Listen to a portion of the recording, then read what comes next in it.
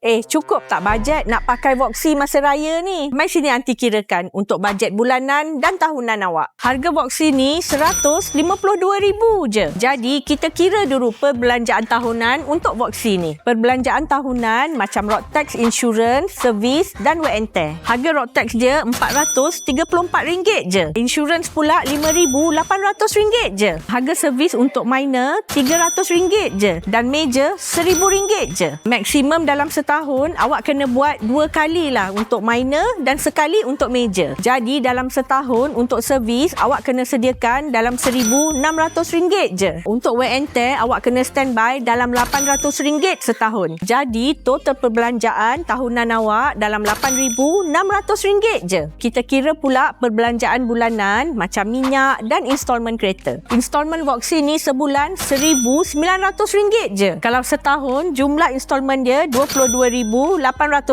Minyak full tank untuk Voxy ni RM110 je. Jadi kalau awak isi 4 kali sebulan jadi RM440 je. Kalau setahun jadi RM5,280. Jadi belanja bulanan awak untuk installment dan minyak RM2,340 sebulan. Untuk setahun RM28,080. Jadi bila awak campur perbelanjaan bulanan dan tahunan awak, dia akan jadi RM36,700. Jadi dalam sebulan awak kena bajet RM3,060. Jadi ni Aunty dah kira dah untuk korang. So bila nak datang ke Prime Wheel Subang Jaya?